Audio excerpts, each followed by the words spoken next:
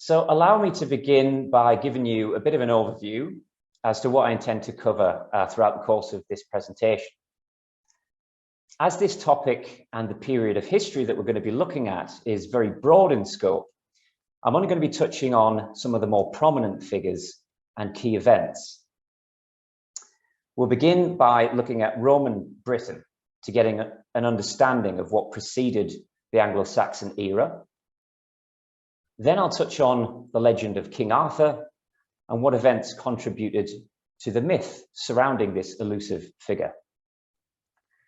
Then we'll look at what groups of people were collectively known as the Anglo-Saxons and what regions of Britain they occupied. In Warring Kingdoms, we'll focus on the period between around 500 to 800 AD, and I'll detail the nature of Anglo-Saxon kingship and the way in which Christianity spread throughout Britain at this time. Then we'll focus on the Viking invasions and how they would leave an indelible mark on Britain. This will lead us to discuss one of the key figures in Anglo-Saxon England, which is Alfred the Great. And then we will take a look at a lesser known figure, but by no means less important, and that is Athelstan.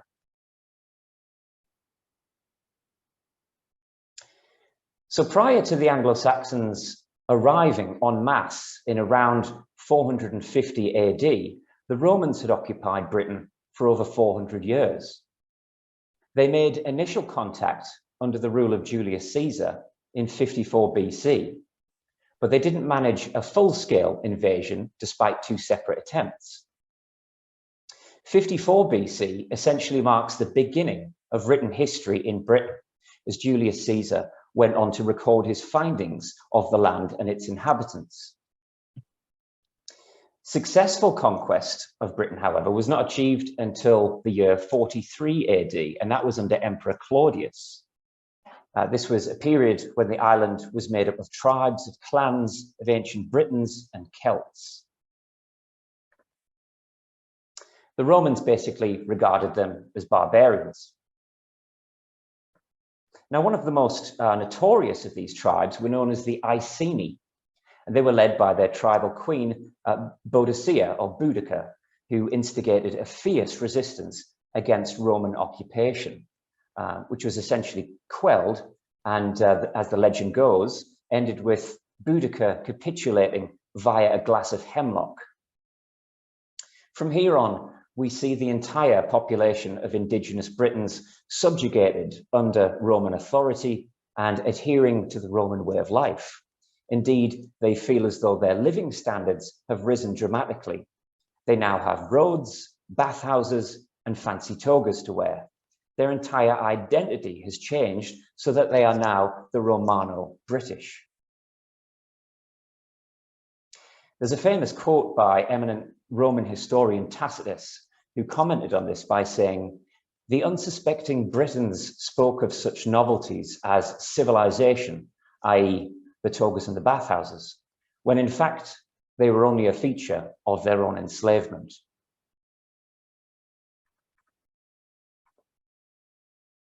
The Roman legions began to withdraw from Britain in around 383 to secure the empire's borders elsewhere in mainland Europe. This was the period when the Roman Empire was in decline, and as such, the province of Britannia was no longer regarded as a worthwhile cause to maintain. By 410 AD, all of the Roman troops had withdrawn, leaving the cities of Britain and the remaining Romano-British to fend for themselves. As the Romans departed, so did any source of major written historical data, and England entered what is now referred to as the Dark Ages. Now, the Romans had employed the mercenary services of the Saxons for hundreds of years, preferring to fight alongside them rather than against them, an arrangement which had probably worked well with the Roman military, using them on a required basis. However, as the British would soon discover, this tactic would not prove as advantageous for them. As soon as the Romans left, the British were vulnerable to attack and were besieged by tribes of Picts and Scots from the north. So they called upon the Anglo-Saxon mercenaries to assist them, help fight their hostile neighbours. So once again, the period of history that we're discussing today is referred to as the Dark Ages, and this is simply because we don't have a wealth of written historical sources that can be relied on to provide us with veracity as to the exact nature of events which took place during this time. Hence, they are called the Dark Ages because they lack the illumination of written records. But what we do have to rely on from this era are reasonable outlines and a few credible sources. The main ones being Gildas, who was a British historian at the time, and the Venerable Bede, who wrote his ecclesiastical history. Now, the Arthurian legends are stories about the character of King Arthur, and they form an important part of Britain's national mythology. Arthur may be based on a real person from history, but our best guess is that he was a figure probably based on a Romano-British king from the late 400s. It could have been potentially a figure who was known as King Vortigern. Bede tells us in the Anglo-Saxon Chronicles that it was Vortigern who invited a cohort of Anglo-Saxon mercenaries over to the island to help fight off the invading Picts from the north. However, when the Anglo-Saxons realized that England seemed to be the land of milk and honey, they spread the word back home, and this marked the inflow of Anglo-Saxon migration to Britain. So whoever the figure of Arthur actually was based on, we're told that he was a strong Christian military leader who successfully fought off the recent Saxon invaders by winning an emphatic victory at the Battle of Mount Badon. And it is this that sets the basis of the Arthurian legend. But then again, we are talking about legend, not facts. The legend, however, has little to do with history. It blends Celtic mythology with medieval romance, and it features such well-known elements as the magic sword of Excalibur, the Knights of the Round Table, and the search for the Holy Grail, the cup from which Jesus drank during the Last Supper.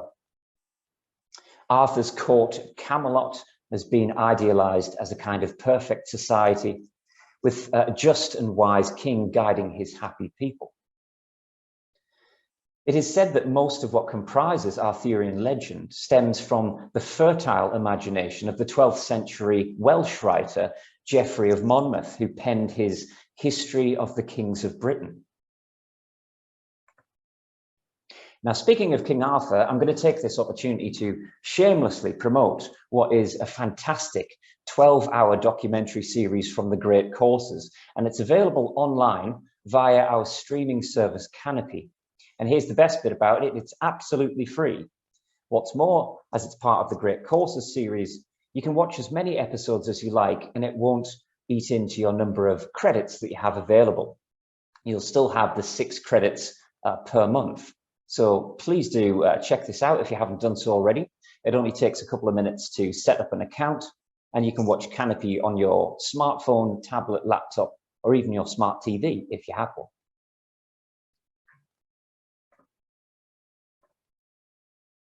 Now, I thought a timeline would serve as a good way to help us navigate through 5 centuries of Anglo-Saxon England. Of course, this is a very condensed timeline, and it mainly just highlights some of the key events that took place, and it does admittedly leave out a great deal. So, in 449 AD, we start with the arrival of Hengist and Horsa. Most texts seem to concur that Anglo-Saxon migration began with the warrior brothers Hengist and Horsa landing in Kent. But we still can't say for certain whether these figures actually existed or if they were just legend. But it must be stated that there's some stark similarities in keeping with other mythologies. For instance, the founders of Rome were brothers Romulus and Remus. Could be mythical then. 500 AD marks the British victory at Mount Badon under Vortigern. As we said, this is a fairly nebulous piece of history. 597 AD is when St. Augustine is sent to Britain by Pope Gregory I to spread the message of Christianity. 793 AD, the Vikings sack Lindisfarne.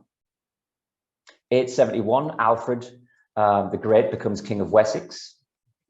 903, his son Edward takes the throne. 925, Athelstan becomes king. 1016, Knut becomes the king. 1042, Edward the Confessor. And of course, 1066 is the end of Anglo-Saxon rule in England as King Harold is defeated in the Battle of Hastings by William the Conqueror. And thus, this is the end of the Anglo-Saxon era and marks the very beginning of the Norman rule. So who were the Anglo-Saxons? Following the early Saxon raids from around 430 AD, a host of Germanic tribes migrated to the east and southeastern regions of England. The main groups being the Angles from southwest Jutland, which is modern-day Denmark, the Juts, who came from the northern part of the Jutland Peninsula, and the Saxons from northwest Germany. And there was also a small contingent of Frisians from the region that is today the Netherlands. And they predominantly inhabit the Isle of Wight. The Angles and the Saxons are preponderantly greater in number than the Juts and the Frisians. Now, the initial resistance from the Britons was short-lived, because from around 550 AD onwards, we start to see a period of inexorable domination as they push right through all the regions of England and drive back the Britons back to the fringes of the west coast, into the territories of Devon, Cornwall, and much of what is today modern-day Wales. So what events followed after the 450s in the lead up to the time of Alfred the Great? Well, we could say that the entire 8 seasons of Game of Thrones took place. I'm being facetious, of course, but essentially various groups of Angles, Saxons, and Juts were all forging separate kingdoms. This was essentially a period marked by hegemony and dynastic struggle. So kingdoms increasing in size, usurping the lands of their neighbors in order to achieve supremacy. One kingdom becomes Christian, whilst another reverts back to paganism, and it goes on like this for some time. A case in point as to how the regions changed during this period is if we look at the kingdom of Northumbria. It was previously 2 separate kingdoms that were known as Bernicia, which comprised the north half, and Deria, which was the southern part. They coalesced under the pagan king Edwin to become Northumbria. Now, a quick fact about Edwin is that he captured the place that would later become known as Edinburgh when he expanded Bernicia. Now, this is why it was originally known as Edwin's Burh, which of course later became known as Edinburgh, the capital of Scotland. Now, aside from the constant internal strife, the most salient development was undoubtedly the germination of the Christian faith. In the late 500s, we see the spread of Christianity with St. Augustine coming to Kent. We'll talk about that in just a second.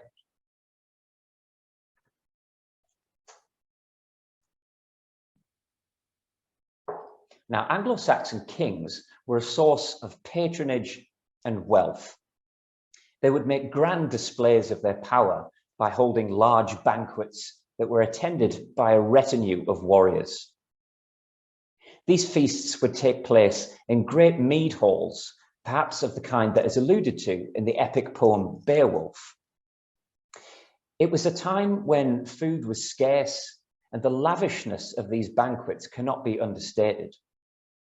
An abundance of meat and ale was such a potent display of the king's dominance, simply because beyond the walls and outside of this royal grandeur lay the cold and brutal reality of deprivation, where everybody lived off the land and were at constant threat of starvation in the countryside.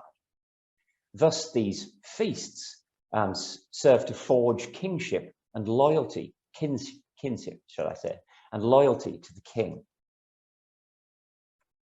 Now, each territory within a particular kingdom owed a tribute to the king, i.e. produce, that would be collected periodically by the thanes. The thanes were the king's lords or noblemen. These were high status men who advised the king on the most important issues of the day. So, for example, should we go to war? Should we convert to Christianity? Etc. And they were itinerant, constantly traveling around the kingdom. And they were checking on the agricultural producers. Now, the peasantry who tilled the land were known as the churls. They would labor in the field, and they were supervised by a reeve, who was like a precursor to a town sheriff.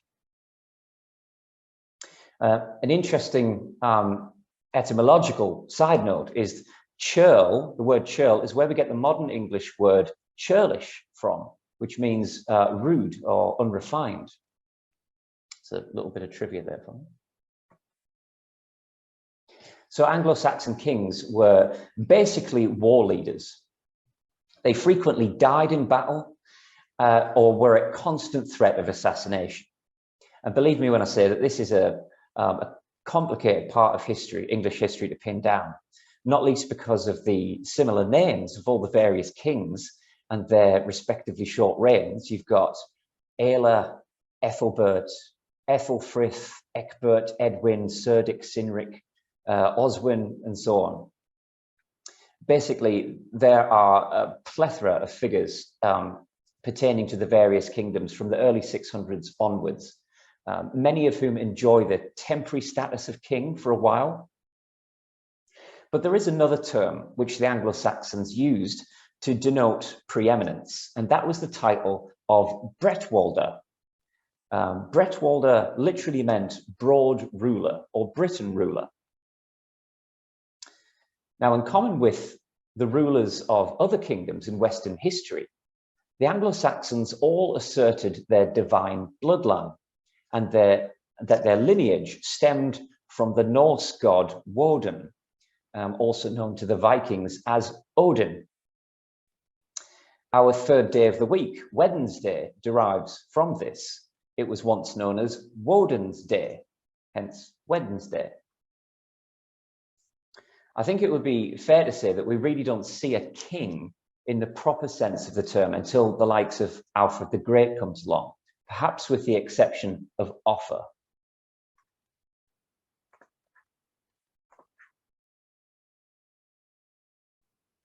Now to discuss the arrival of Christianity in Britain. So Bede tells us about St. Augustine's first official mission from Rome to England in his 8th century work, The Ecclesiastical History. Augustine had been sent to Britain after Pope Gregory had apparently cast eyes on 2 young blonde-haired youths that were being sold in the Roman slave market. He'd never seen people with skin so fair and hair as light. He asked one of the merchants where they came from. The merchant said, "They are Angles from the kingdom of Northumbria," to which the Pope famously quipped in Latin, "Non Angli, sed Angeli," which translates as, "They shouldn't be called Angles, but angels." So the Pope took the youths to be cared for and educated in Rome. Now, in the year 603, Augustine had ingratiated himself with Ethelbert, the king of the West Saxons, and he summoned his bishops to hold a conference in the hopes of converting the pagan Saxons. The agreed spot was to be held under an ancient oak tree. King Ethelbert was said to have insisted upon an open-air setting based on the superstition that if they were to meet indoors, they might be subject to some form of sorcery from the mysterious evangelists. So Augustine urged the West Saxons to join the Roman Church in brotherly relations. However, something in the bishop's manner must have belied this entreaty to the people. His body language was seen as disrespectful, and consequently, they initially refused to recognize him as archbishop. There were, in fact, already a minority of Christians in Britain at the time, as it had been imported during the Roman period. But with the Roman exodus, it would seem that there was a flourishing of paganism once more when they abandoned the island. Now, King Ethelbert, he didn't immediately convert to Christianity, but he did treat Augustine and his companions with hospitality. They were given freedom to preach and invited to reside in Canterbury, the capital of Kent. Eventually, King Ethelbert converted, and the Abbey of St. Peter and Paul was founded in Canterbury about 598. So Augustine becomes the first Archbishop of Canterbury, a role that to this day is still the most senior cleric in the Church of England. So, some key points from this period. By 700 AD, Northumbria had become the dominant kingdom and a key area for Christianity. This is where Bede, a monk at Jarrow, wrote his ecclesiastical history, which is one of the primary sources of information from which we know much of what we do about the Anglo-Saxons. This marked a time when we saw the flourishing of monastic life in Northumbria. It became a spiritual powerhouse that produced many scholars and evangelists such as St. Boniface and Alcuin, who exported the faith to Germany.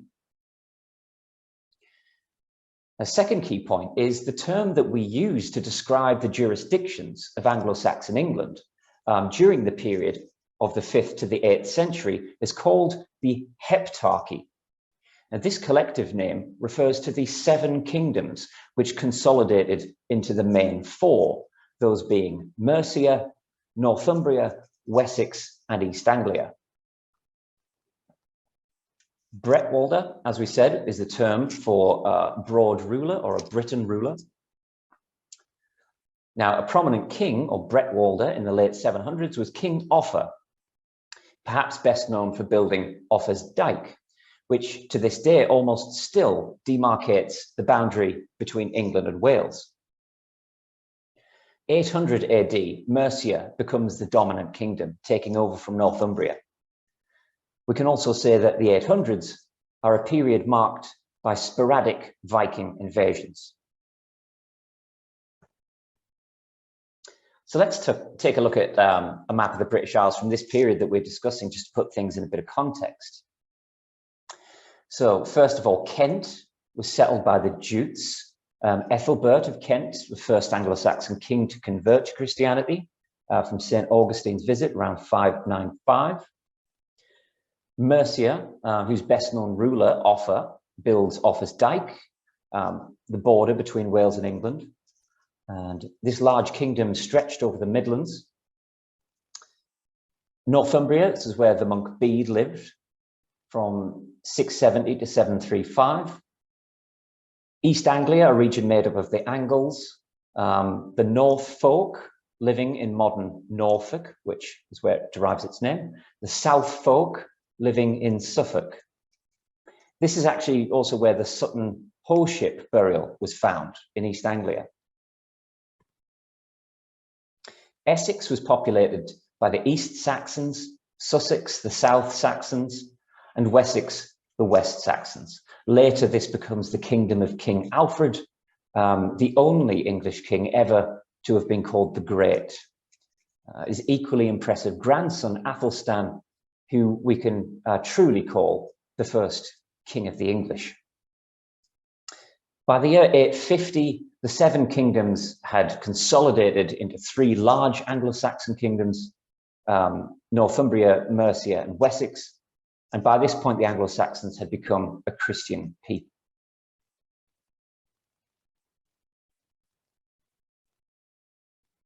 Now, just before we get on to discuss the Vikings, I just want to point out another fantastic series of lectures that you can find out all about the Anglo-Saxons and is brought to you by the Great Courses. This is on Canopy. The documentary series you want to look out for is called The Story of Medieval England. And the first few episodes are presented by Jennifer Paxton, focused solely on the Anglo-Saxon era. So I really recommend checking these out, and I believe they'll serve as an excellent supplement to what we cover in today's presentation.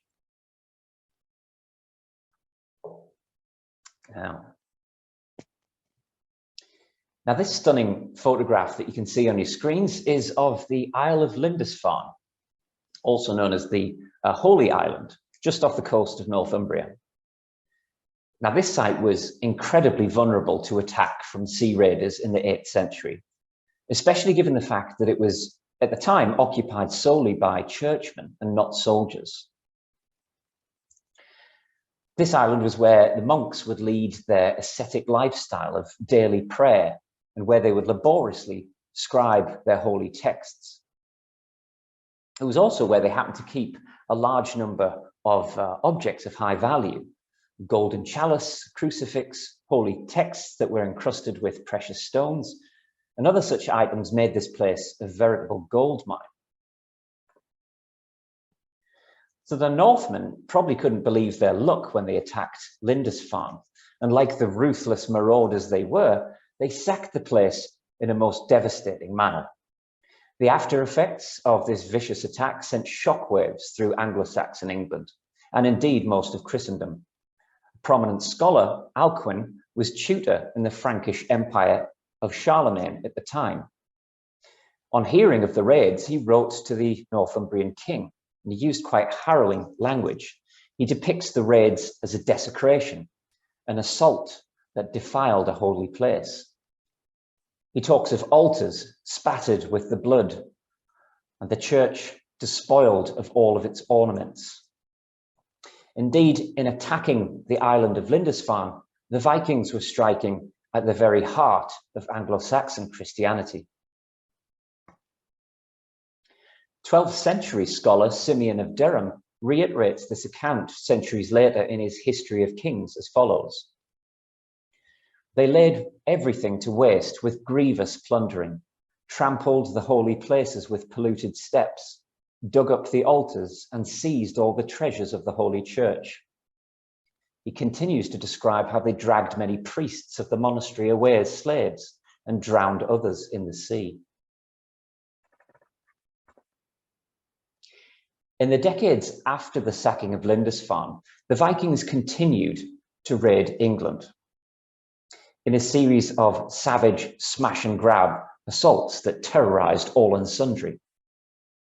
The Viking raiders had always retreated after attacking, wintering in their homeland before returning the following spring. But by 850, they'd grown disdainful of Anglo-Saxon resistance, and in 865, they switched from raiding to outright conquest. The great heathen army of mainly Danes landed in East Anglia in 865. Within 9 years, the Vikings had established their rule across vast swathes of Anglo-Saxon territory, which encroached as far south to the Thames of London and as far north as the Kingdom of Northumbria.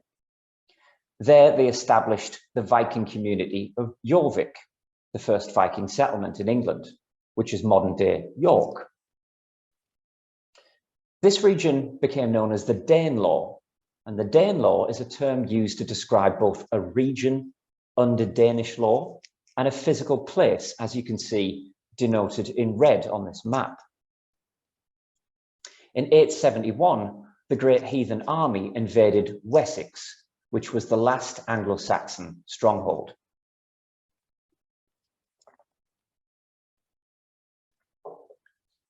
Now, the rise of Alfred the Great marked the turning point for the Anglo-Saxons. He was to become the ultimate Bretwalder. Under his rule, the English were united and their culture solidified.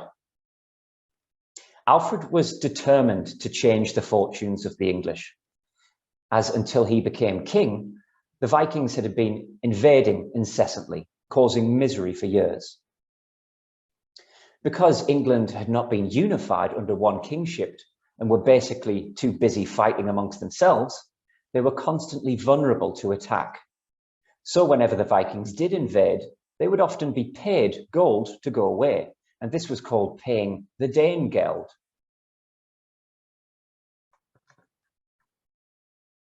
Alfred knew things had to change. He had to strengthen the English army and take measures to defend the island. Now, when Guthrum, a Viking warlord, was marauding his way into Wessex, Alfred, knowing that his army were no match for Guthrum's, decided to pay the Danegeld so that he could buy some more time and build his army. He handed over the gold, and Guthrum and his men went away, or at least so he thought. It was winter, and Alfred and his men made camp for Christmas time. He would look to fortify his army over the next few months. But unfortunately, he was caught off guard when Guthrum decided to launch a surprise attack. Many West Saxons surrendered or fled to France as the Vikings waged terror once again. King Alfred was forced to flee as well with a small retinue of his men. He had to hide out in the swampy marshes in nearby Somerset. He wanted to find shelter in a peasant's hut, and a peasant woman took him in and gave him food and shelter. Now, you might be familiar with Plato's allegory of the cave, but have you heard of the allegory of the cake? What am I talking about? Well, it's a well-known fable that is taught to school children in England about a troubled King Alfred who was on the run after Guthrum's surprise attack. A bedraggled King Alfred, exhausted and lost in the woods, stumbles upon a herdsman's hut. The herdsman's wife invites him in, and not recognizing him, just assumes he is merely a soldier of Wessex and not the king. The housewife pops out to collect some more firewood and instructs Alfred to keep an eye on the cakes while she is away in case they burn. But almost as soon as she leaves, Alfred falls asleep. A few minutes later, the housewife returns, greeted by the smell of burning cakes and the sleeping soldier. "What sort of a careless man are you who neglects to attend to burning bread?" she berates him. "Never have I seen such negligence. You don't know how to turn ash-baked bread, and when it is put in front of you, you'll no doubt rush to eat it." Well, that's him told. Whether or not this is a true story, we don't know. It was written down 300 years after the fact. But many agree that it's got a kind of ring of truth to it. But it paints a picture of King Alfred as a man of humility and just as susceptible to error as the rest of us. But perhaps it's meant to be purely allegorical. Popular interpretation is that this story was cultivated and immortalized to represent the dangers of complacency. A king must attend to his kingdom, scrutinize and watch over it carefully, and plan for the unforeseen so as to ensure that it doesn't burn. If there's one thing that we can say for sure, is that the Danes had picked a fight with the wrong Anglo-Saxon king in Alfred. The surprise attack by Guthrum in 878 was nearly successful. As I mentioned, many Anglo-Saxon cohorts submitted or fled to France, but not Alfred. He regrouped, strategized, and harassed the Danes from a fort in the Somerset marshes. And until 7 weeks after Easter, he secretly assembled an army, which defeated them in the Battle of Edington. The Vikings surrendered, and as part of the conditions of their capitulation, Alfred compelled their king Guthrum to be baptized as a Christian.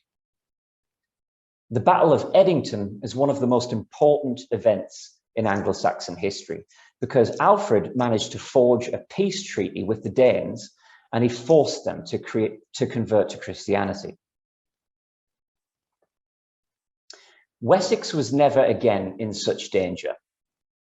In 886, Alfred captured London, which paved the way for the reconquest of the Danish territories in his son Edward's reign. The Danes began to settle and assimilate with the Anglo-Saxons, making for a more cohesive kingdom. Pretty soon, there was no longer as much of a distinction made between either Dane or Saxon. They coalesced to simply become known as the English. Alfred had significantly improved the defense measures during the wars. Old forts were strengthened and new ones built at strategic sites. These were known as burhs. Later, they would be called boroughs, which is where we get place names such as Scarborough and Peterborough from. Alfred reorganized his army and used ships against the invaders. He could well be attributed with creating the English Navy. He was the first Anglo-Saxon king to recognize the need for a marine defense and to ward off and thwart any invaders. Later, he had larger ships built to his own design for use against the coastal raids that continued after 896. Alfred was also a great diplomat. He maintained friendly relations with Mercia and Wales. And he was a shrewd administrator, organizing the finances of the kingdom. He scrutinized the administration of justice and took steps to ensure the protection of the weak from oppression by ignorant or corrupt judges. Alfred was also exceptional in regards to his attitude towards learning. He viewed the Viking raids as a divine punishment for the people's sins, and he attributed this to the decline of learning. Only through learning could his people acquire wisdom and live in accordance with God's will. Ultimately, Alfred the Great was never forgotten. His memory lived on through the Middle Ages and in legend as that of a king who won victory in apparently hopeless circumstances. Now, I'm sure you probably all guessed that at some point I had to mention the legendary epic poem Beowulf. Beowulf is regarded as the single most important piece of Anglo-Saxon literature in existence. Ironically, however, it is actually set in Scandinavia, Norseman territory. And as it was thought to be written in around 800 AD by an anonymous scribe, it signifies also that the Anglo-Saxons were very conscious of their Scandinavian heritage. Beowulf relates the exploits of its eponymous hero and his successive battles with a monster named Grendel, with Grendel's revengeful mother, and a dragon which was guarding a hoard of treasure. Now, this edition that you can see on your screen is available to borrow from our collection, and it is a translation by the preeminent playwright, translator, and poet Seamus Heaney. Heaney's interpretation of Beowulf is certainly worth your time, as is his accompanying analysis and the commentary that he provides on this text. We also have translations by Tolkien and an e-publication edition as well, which is available on BorrowBox for an immediate download. So do check them out on our catalogue. And let us know if you would like to place a hold on one of those for you.